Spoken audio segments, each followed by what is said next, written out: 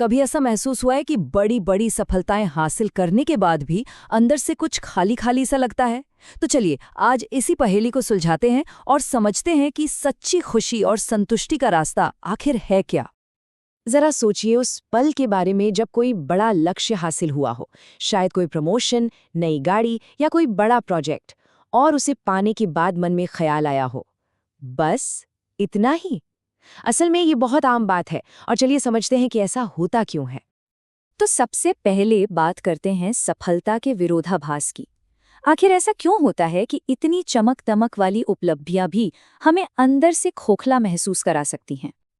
असल में ये एक कभी न खत्म होने वाली दौड़ की तरह बन जाता है।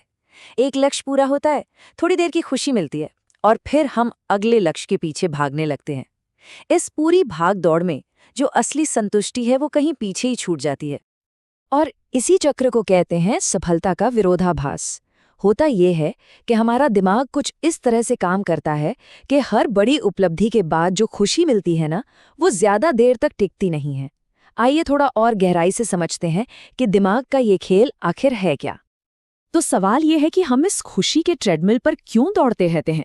इसके पीछे एक बड़ा ही दिलचस्प मनोविज्ञान काम करता है, जो हमें बताता है कि पारंपरिक सफलता हमेशा सच्ची और टिकाऊ खुशी क्यों नहीं दे पाती।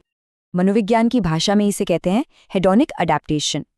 इसका सीधा सा मतलब है कि हमारा दिमाग अच्छी चीजों का बहुत जल्दी आदी हो जाता है। जो चीज आज हमें बहुत बड़ी खुशी दे रही है, कुछ ही समय बाद वो सामान्य लगने लगती है, और फिर से वही खुशी महसूस करने के लिए हमें उससे भी कुछ बड़ा चाहिए होता है।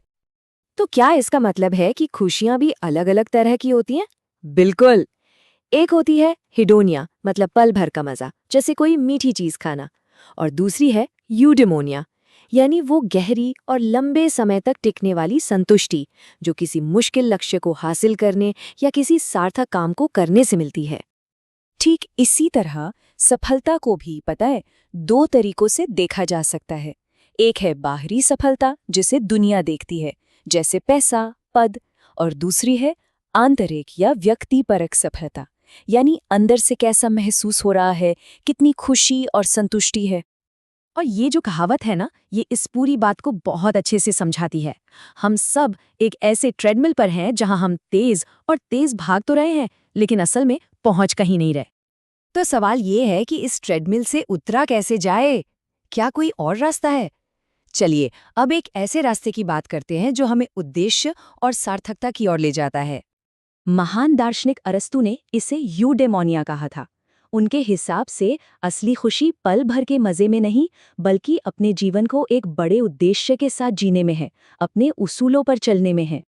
कभी ऐसा हुआ है कि किसी काम में इतने खो गए कि समय का पता ही नहीं चला, भूख प्यास सब भूल गए? इसी जादुई अवस्था को प्रवाह या फ्लो कहते हैं। ये वो अनुभव है जो हमें बाहर से नहीं बल्कि अंदर से भर देता है। तो ये फ्लो की अवस्था आती कैसे है? देखिए, इसके कुछ मुख्य घटक हैं, जैसे किसी काम पर पूरा ध्यान होना, ये भी भूल जाना कि आसपास क्या हो रहा है, और समय का तो पता ही न चलना। जब ये सब एक साथ होता है तो उस काम को करने का मजा ही कुछ और होता है, नतीजे की परवाह किए बिना। और एक दिलचस्प बात ये भी है कि हमारा व्यक्तित्व भी हमारी सफलता पर असर डालता है। रिसर्च बताती है कि जो लोग कर्तव्यनिष्ठ होते हैं, यानी अपने काम के प्रति ईमानदार और जिम्मेदार, वो बाहरी और आंतरिक दोनों तरह की सफलताएं हासिल करने में आगे रहते हैं। तो इसका मतलब ये बिल्कुल नहीं है कि हमें लक्ष्य हासिल करना छोड़ देना चाहिए। नहीं, बात है बैलेंस की। हमें अपनी उपलब्धियों को अपने अंदर के मूल्यों और उद्देश्य के साथ जोड़ना होगा। तो क्या छोटे मोटे मजेदार पलों को छोड़ देना चाहिए? अरे बिल्कुल नहीं। एक खुशहाल जिंदगी छोटी छोटी खुशियों और बड़े सार्थक लक्ष्यों के बीच एक सुंदर संतुलन बनाने से ही बनती है। चलिए इसे सारा की कहानी से समझते हैं। सारा एक सीनियर एग्जीक्यूटिव थी और उनका पूरा ध्यान सिर्फ बाहरी नतीजों पर रहता था। नतीजा, वो हमेशा तनाव में रहती थी और अपनी नौकरी से बिल्कुल भी खुश नहीं थी। फिर सारा ने एक छोटा सा लेकिन बहुत पावरफुल शिफ्ट किया। उन्होंने सिर्फ नतीजों पर ध्यान देने के बजाय अपनी टीम की भलाई और उनके विकास को भी महत्व देना शुरू कर दिया। ये बदलाव वाकई देखने लायक था, और नतीजा कमाल का था। उनकी टीम में नौकरी छोड़ने वालों की संख्या 40% तक कम हो गई, और खुद सारा की अपनी नौकरी से संतुष्टि 65% बढ़ गई। तो आखिर में सवाल ये आता है कि हम अपनी जीत को कैसे परिभाषित करें।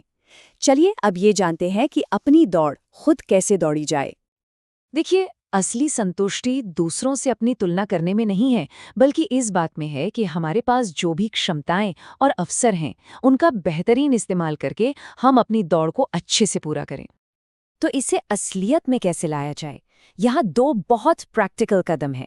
पहला, ये सोचें कि जिंदगी में सबसे जरूरी क्या है और फिर अपने लक्ष्य उसी दिशा में तय करें। और दूसरा, सिर्फ मंजिल पर नहीं बल्कि उस तक पहुंचने के सफर में जो कुछ भी सीखने को मिलता है उसका भी जश्न मनाएं। तो जाते जाते एक सवाल जरूर सोचिएगा कि अगर दुनिया की सफलता की परिभाषा को एक तरफ रख दिया जाए तो आपकी अपनी जीत असल में कैसी दिखेगी?